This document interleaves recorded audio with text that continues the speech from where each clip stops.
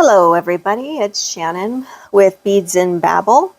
I don't know if you've noticed, but I did change recently the channel name. I am now calling it DIY Jewelry Tutorials. The reason I'm doing that is because I'm in the process of liquidating my store inventory at Beads and Babble on Etsy and going to be closing the store down. I've been prematurely retired, put it that way. So I am running some sales that if you are interested in jewelry making or anything like that, crafty stuff that requires beads, I have a ton of them still, and I'm hoping to be able to at least get the inventory down to a manageable personal stash, put it that way. So I've been running sales on the site. So if you have a ability, take advantage of that. It was an eventful end of last year. I am looking forward to this year. I hope everybody else is too. But I will be devoting my time to making jewelry tutorials on this channel, since I will be having more free time to do it. I was very limited when I had the store. I was doing it solely on my by myself, but my daughter-in-law stepped in, and she's helped me tremendously preparing for the closure of it. And she's taking over the majority of that. I still answer all the emails and stuff because I know more about the craft and stuff, but on the business end, she's been doing that. So I appreciate that. Shout out to Lulu. But here I am back with another tutorial. It's very beginner friendly. Like, this channel is geared towards beginners. I probably will add some intermediate type tutorials in the future. I did have some comments about I take a long time to start, and I apologize for that, but you can always fast forward through the video, because you can't cram a tutorial into a 60-second short. It just doesn't work, especially for beginners. I've been making jewelry for over 30 years now, from beading all the way up to silversmithing and that kind of stuff. So I have like a broad spectrum of jewelry making that I do. So I started this channel solely for the purpose of reaching beginners or people that have wanted to maybe venture into making jewelry but just didn't have the resources. I know I live more in a remote area and there isn't a lot locally offered. And it's very therapeutic. I find it wonderful. That's what I mainly got me started, was just something that was, I could just take my mind off of everything else and create, and it's very relaxing to me. So with that being said, I'm going to start now with the supply list. This looks a little overwhelming, but some of these tools are optional, not necessary. Today we'll be making one of these bracelets, and it is a mixture of beads and 10mm wide flat leather cord. And we're using a simple lobster claw and chain closure at the end with a charm. And you can use pretty much any bead you want that falls in the measurements of the actual width of the leather. You can go a little bit beyond it, but I wouldn't go much beyond it, just for the simple fact that the beads would move around too much. With them being the same width or close to, or smaller than the width of the bracelet, they're secured on there very nicely and they're not going anywhere. They will endure a lot of wear and not snag on things and stuff, which is nice. Here I used simple 2 beads and went, I don't know, it's probably about 2 inches or so. And you can also go wider with the beads the accent beads and stuff is, you know, if you want to. I just stopped at that. I thought that looked really nice. Great for adding to a stack, an existing stack, or just by itself. It's also very versatile with the size. So if you are making to sell at craft fairs or on your site, these are great because they accommodate a pretty wide range of wrist sizes. And then this one here is using check glass beads with a Picasso finish and having a few accent metal beads in between. I think that's probably about I think it's about 2 inches wide there, the embellishments. I kind of kept with that. And then here, as you can see, I actually put rivets or grommets at the end where you pass the jump ring through to hold the chain clasp and lobster clasp on. And it just gives it a more, I think, professional look. Also makes it a little bit more sturdy. So, but either way works. If you don't have these, you can totally leave the hole as it is after it's punched. And then the last one is using a combination of seed beads and fire polished beads, 4mm fire polished beads and 8/0 seed beads. You can also use all seed beads too, which would be very pretty. This is probably a little bit longer in the sense that I'm going to say that's probably almost 3 inches of bead embellishments, and it turned out really good. And you can, I believe I did 1 square knot in between each one of them and closed it. And I use oval jump rings here, which worked out just as well too. As long as they're big enough to pass through the leather and secure, you're good to go. I suggest using at least 20 gauge jump rings or 20 or 18 gauge jump rings, just for the sturdiness of them. I'm going to set those over there. You can also use already blanks that are already made with the clasp on either end, and then just putting your ensemble of beads on it, and then you're done. You don't have to worry about a clasp. I do have some of these left in the store. These are the inventory numbers here. They're, if you type in LC in the search bar, it'll bring up all the leather blanks and leather cord I have. Blanks like this anyway. And then I also have some cut to order 10mm flat leather cord in a light brown, a dark brown, and a black. And I believe I'm selling it by the foot. That's what I'm going to be using today to make this particular bracelet. And the length you need, honestly, you could cut it however you choose.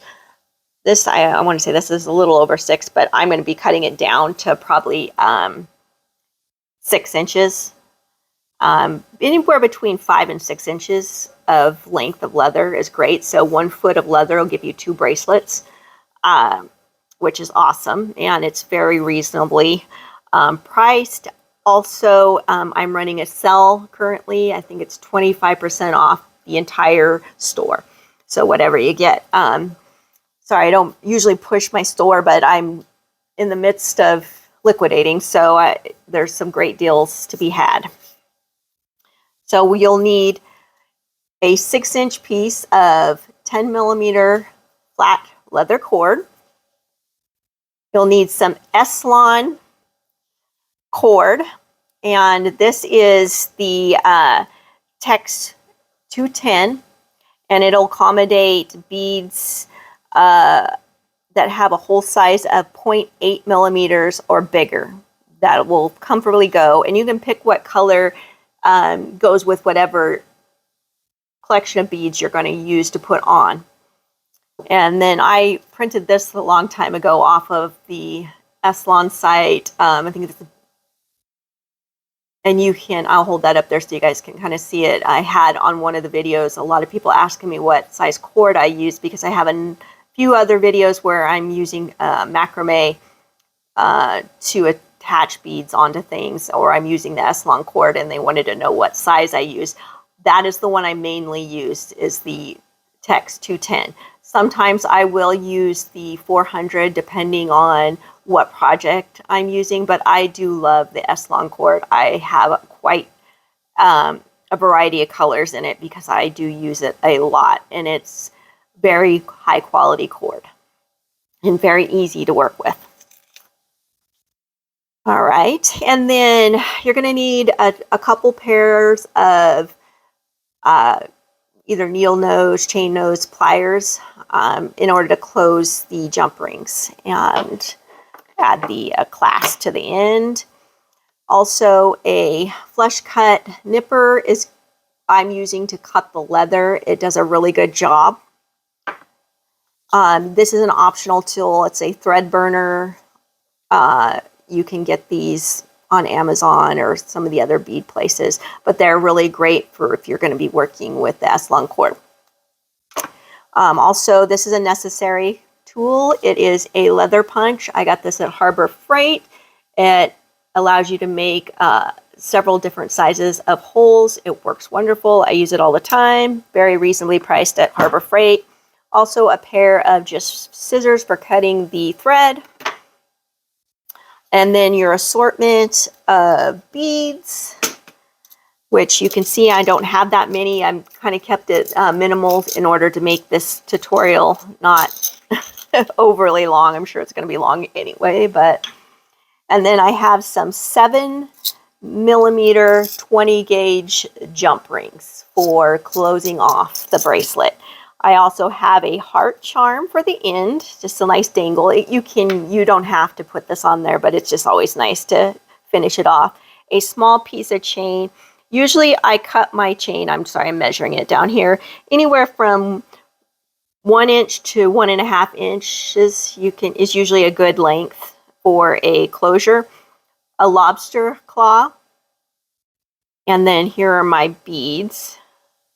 I'll lay them out kind of how I'm going to actually stitch them onto the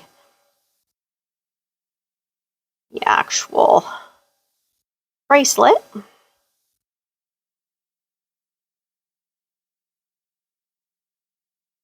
And I'm keeping it very simple just to show you the technique. A bench block is not a necessary tool unless you're going to be riveting on, and this is totally optional. And this kit I got off of Amazon. It came with a hammer and the grommets. I believe I got it somewhere between $12 and $15 for all of it.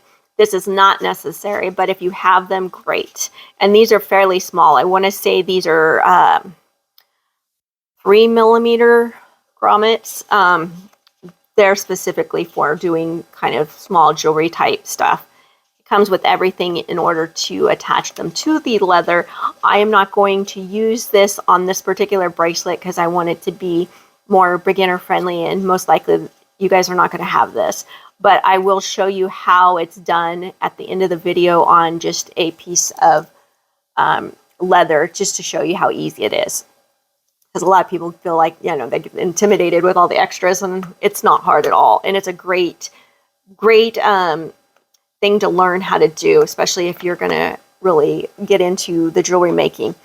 I have some beads here. These are not necessarily either, but I'll show you what they're going to be used for here shortly. If you have a macrame board, it comes in super handy. Not necessary, but it comes in handy.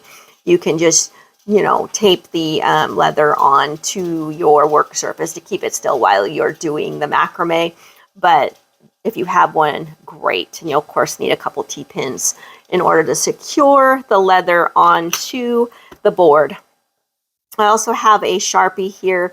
I use the Sharpie in order to finish off the end of the leather. Kind of just keeps that raw edge from being kind of a sore thumb sticking out. So, and today I'm going to use the light brown because I like the way it looks against the gold beads.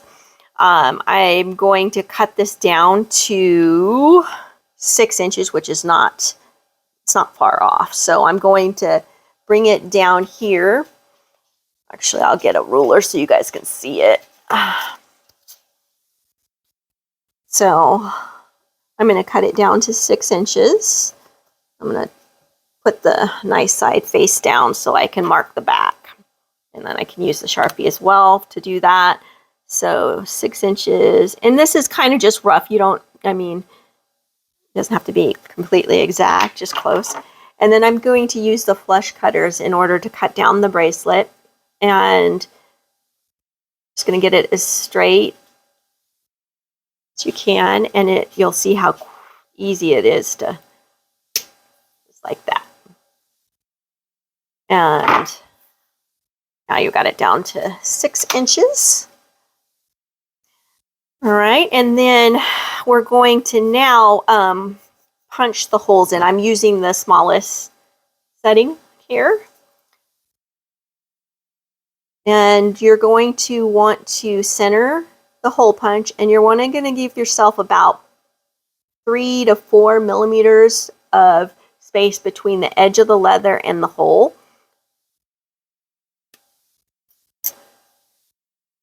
Like that. And then we're going to do the other end. It's super easy. Goes through really nicely. Making sure my eyes aren't what they used to be, that's for sure. All right, so now we have a hole punched on either side of our 6 inches of flat leather cord. Now, in order to secure this to the board and give myself room to get my hands underneath for the macrameing, I'm going to take one of the T-pins, put it through the leather hole, and then I'm going to use these like spacers, these beads. That's what these are. They're just metal beads with a big enough hole that the T-pin will pass through. And then I'm going to stick that into my board, and I'm putting it on one of the lines here. Each one of these lines, each one of these cubes or squares are a 1/2 inch. So that's easy, so I can measure it. So I'm putting the T-pin on that so I can kind of have a rough estimate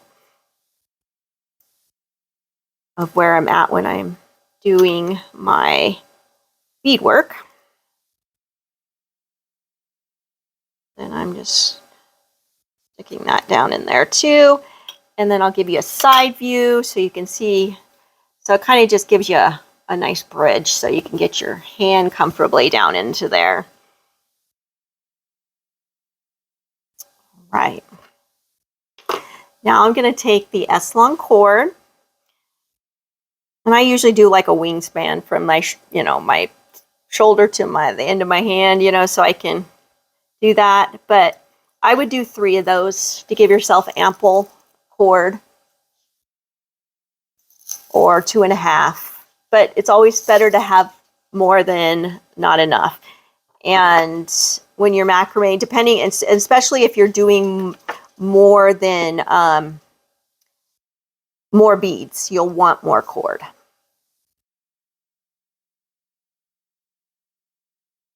And get more than like 3 yards, which is basically what that span is. It becomes a little bit hard to work with. You got a lot of it. So I'm taking the cord and I'm dividing it, so I'm getting it equal on both sides. So the middle point is here now against the sorry, I'm looking for a smaller ruler. So this is going to probably be about the same, about 2 inches of beads, maybe a little bit smaller since I don't have a lot. Actually, it's going to be a little bit smaller. So I'm going to kind of roughly estimate where I'm going to start my design. And I'm probably going to start it at the 4 here. So I'm roughly doing this. It's not an exact measurement. And then I'm just going to do the first part of an overhand knot. This is just kind of gets it there. You can do a full one. This is just how I start it off. So you can now do a full overhand knot with the second part. And it'll just kind of lock that thread into place. Make sure you kind of get it tight, and then you can kind of tighten it on there. And then I usually pull the knot over to the side, so it'll kind of hide in to the square knot. It kind of just cinches it in. And then you can go down and you can adjust now before you start to where you want to do it. I'm fine with that. So I'm going to start off with a P.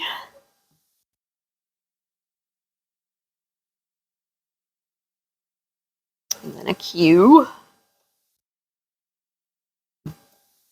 It'll be the first square knot. I'm going to do 2 full square knots. And I have a video of how to do this in more depth on the channel under the macrame bracelets. And it goes over this a lot more thoroughly. I can't go over the same techniques every video or else they'll be way long. And I know you guys don't really want to have to sit through that over and over, especially if it's a technique you've already learned. So I'm going to start with the first sequence of beads, and I'm going to do the first part of the square knot, but I'm not going to cinch it down because we're going to need the thread that's going over the top of the leather, which is the thread we're going to use that'll be stringing the beads on. So I'm going to thread these beads on real quick. Sometimes it's faster for me to do it with the thread onto the mat or threading it on with my fingers. I don't know, sometimes. All right, so I'm going to let these beads come down the whole length of the thread and under the loop of the opposite. So let me get in close so you guys can kind of see. So, and then I'm going to tighten those up. Don't worry, we're going to do this over a couple times so you'll be able to see what I'm doing.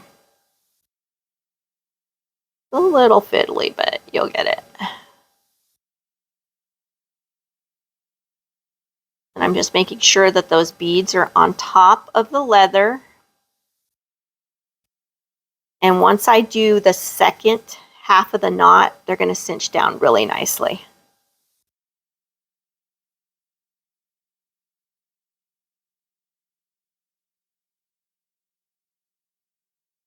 Just like that. Get in a little closer so you guys can see this better. And I'm going to continue with the square knots until I'm probably going to do 3 full square knots and then add on the next sequence of beads, or I should say the dragonfly. And I'm just doing a series of the P's and Q's is how a lot of times the square knot is described. And they're meaning like P,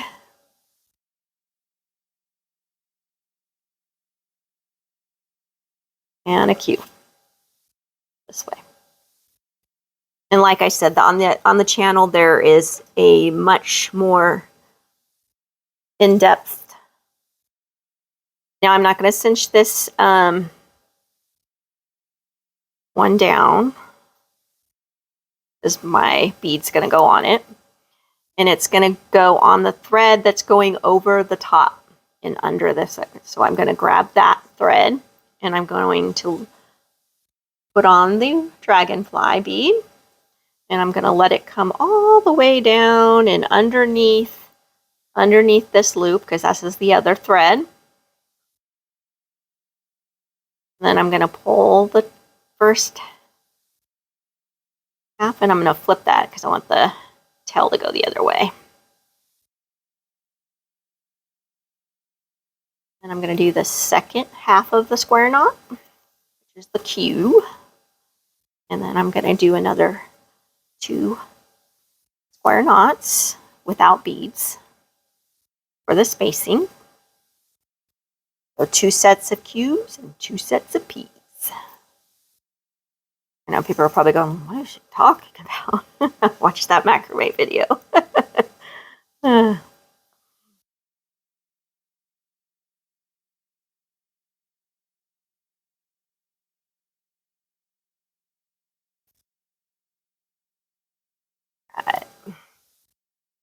So now we're going to add on the next one. And this is the thread I'll be using, the one that's laying over the leather.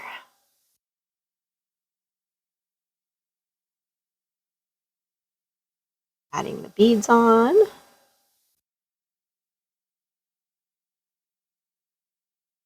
Letting them go up under. Oops. That down. Put them on there. Doing the second half of the square knot. Cinch them down.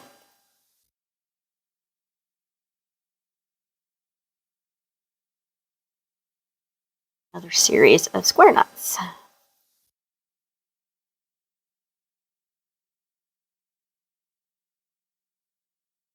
And as you can see, I have way too much thread on here, but you'll learn. That's something you just have to learn by doing. How much you're going to need. Kind of like the wrap bracelets too. When you get in, if you ever, I might do one where I'm doing more of a lengthy wrap bracelet on here, and you can add to it though, which is nice on those.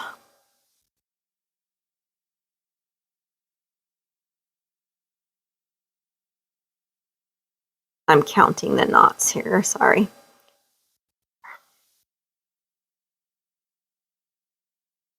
And now I'm going to do a half knot, but not cinch it down because we're going to add another dragonfly.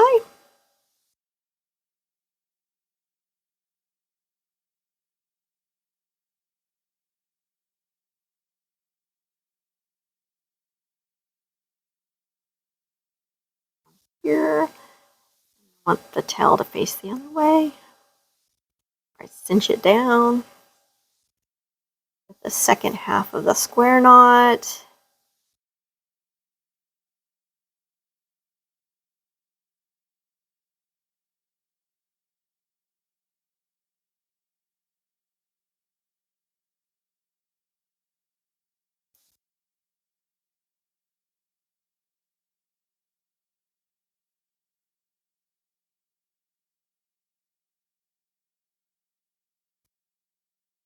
And this is literally just a series of square knots.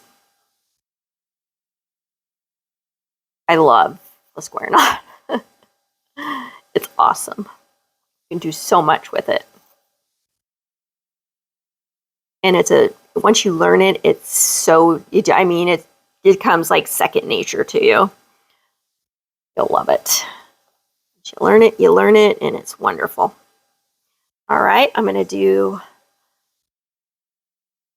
half the square knot. I'm not going to cinch it down because I'm going to thread beads on. I'm taking the upper cord that's going over the top of the leather. That's the one that you need to thread the beads onto.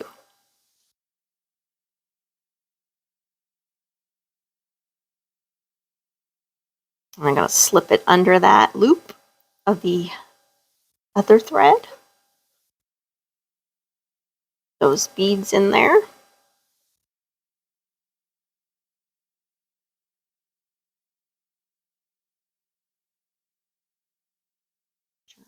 All right.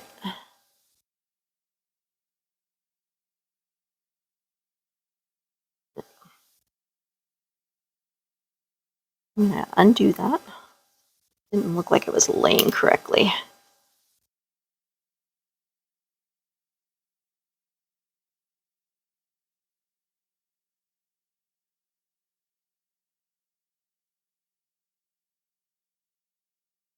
Could be just me though.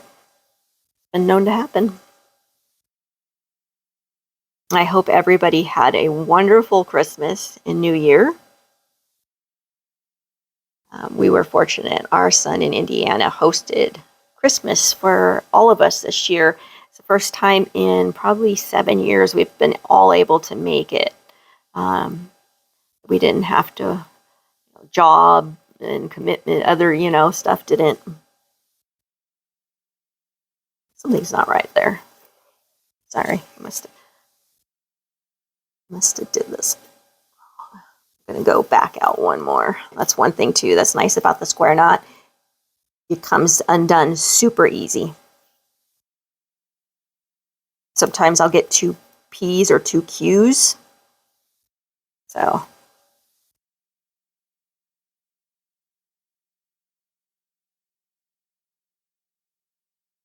think I did, but for some reason that wasn't wanting to go right. But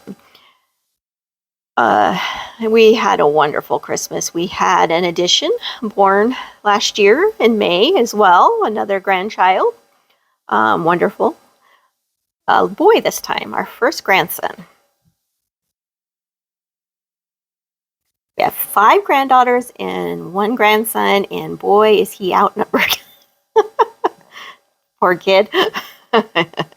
He doesn't stand a chance against my granddaughters, I'm telling you. They're going to have him whipped into shape in no time.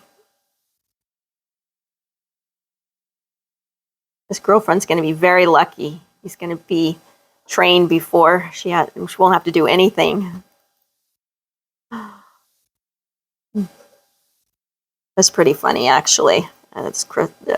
Nobody could get near him. The granddaughters were all over him.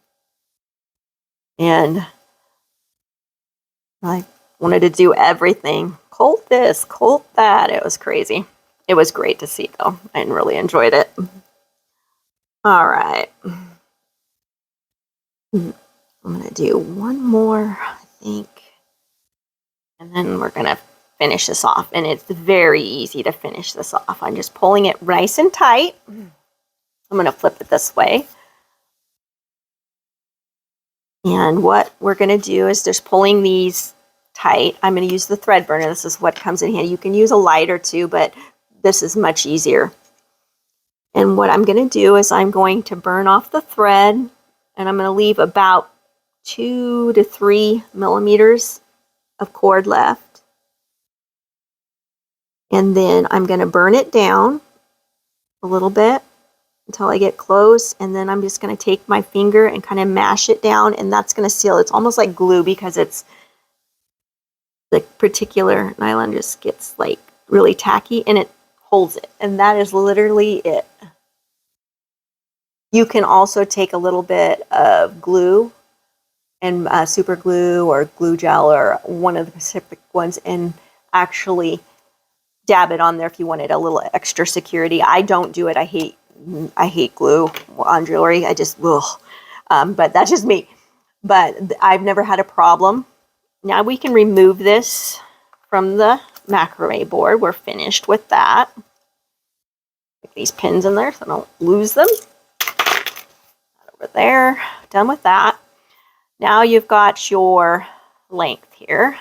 And another reason the stiffer this bracelet will get, the more embellishments you get on it. So that's why I kind of stick with the 2.5, 3-inch embellishment length.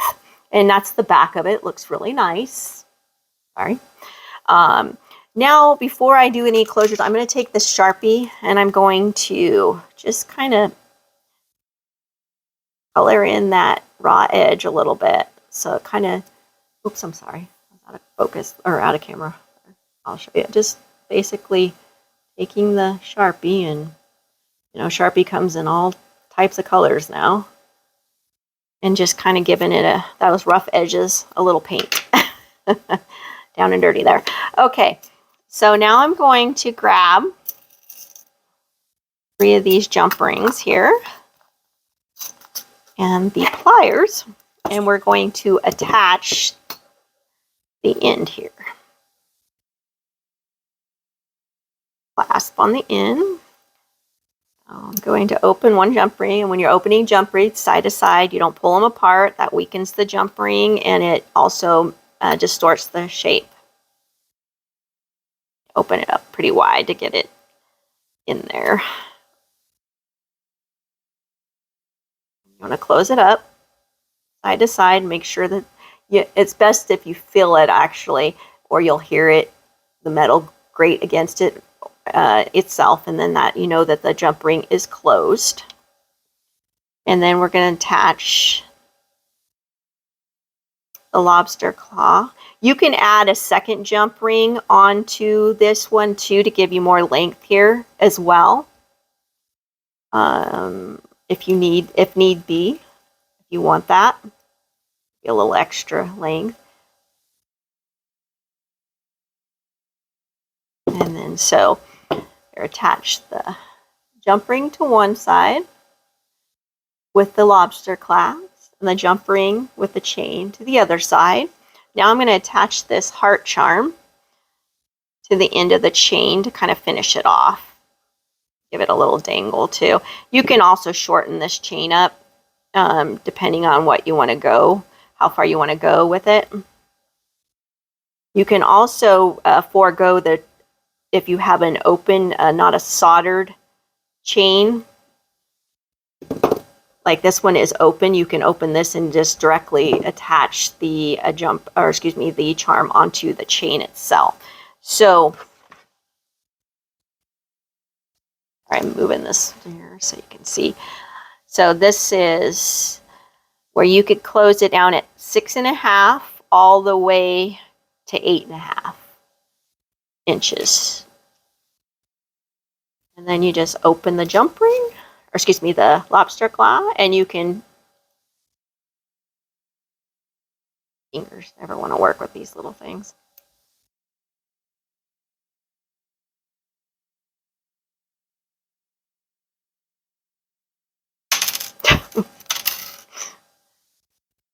Oh, my hands now don't want to work.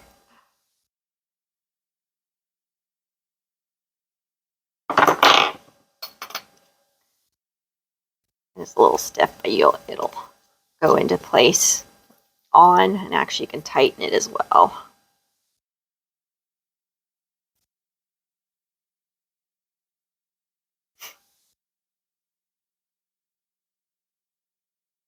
I'm just shaping it right now, kind of giving it, it's just because the beads are on there, but it'll form to the wrist size once it's worn. Leather will, and you can also take and put it on a mandrel or something round, and it will form to that.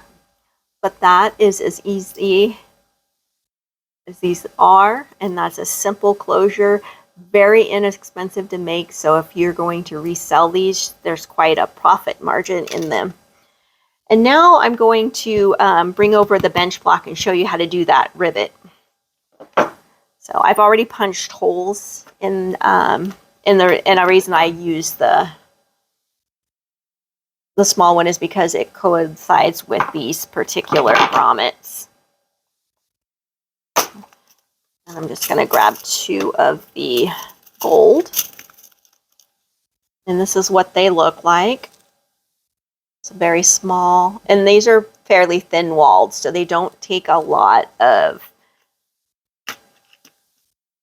hammering to get them to flatten out and secure them to the leather. It's and that's another reason why this hammer that it comes with is wonderful. It's just like a hard nylon. So, and then this is the anvil that that your grommet sits on, and it's got a little concaved area which the grommet sits on it, so it doesn't flatten out the grommet. It keeps its shape while you're compressing the other end and flaring it. So what I normally do is I will take and put the grommet mushroom side on the nice side, where the upside of whatever project you're using. And of course you want, let's do it the easy way, push it through, and you definitely want to see a few millimeters of grommet on the other side. And there's different lengths of grommets, and you have to pick the one that's appropriate for the width of the leather you're using, or whatever material you're going to be putting the grommet on. And you'll feel it lock into that groove. And then this is the tool that flares, that goes down into the barrel of the grommet, and you just push it down to where it's firmly on there, and you literally do not need to use a lot of force when you're hammering these, because they're very tiny and they're very thin walled. And you want to hold your hammer down low. You don't want it up here. You have better accuracy and better control when you're holding the hammer correctly.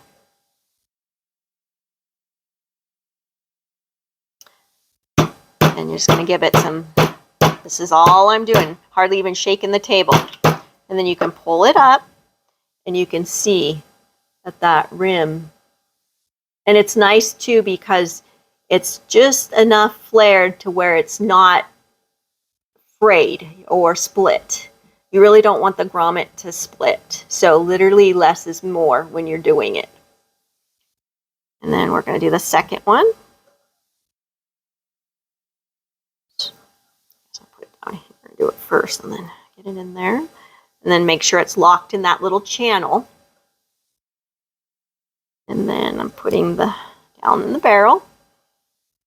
And you'll feel it go down as well. And you can check it midway. Don't be afraid. And if you feel like it needs a little bit more, just put it back down and lightly tap it in. And then you have your grommet. And it's retained its nice mushroom top. And then you can go and make another bracelet out of this. And then it's got those finishing ends. And another thing that's nice about these, you know, with it leather, with it metal, is when you put the jump ring on there, it moves. The movement is really good too. So that makes it really nice. And that just, I feel like it gives it another finish. And you can also, you know, grommet things together. Not this, of course, but it's always a good technique to learn, because there's a lot of things you can do with these cold connections when it comes to metal or leather or fabrics for jewelry making. So it's a technique that you should learn, and it's not hard at all. I'm going to set that aside. And I don't know about you guys, but I keep these extra bits, because if they're long enough, and I put them in my little storage container, because you can always, I'll show you this. You can always do the sliding knot closure with these little tidbits here. And this is something I will probably be in the future showing you a tutorial on how to make. It says Mama in there. I wish I would have actually colored that in a little bit.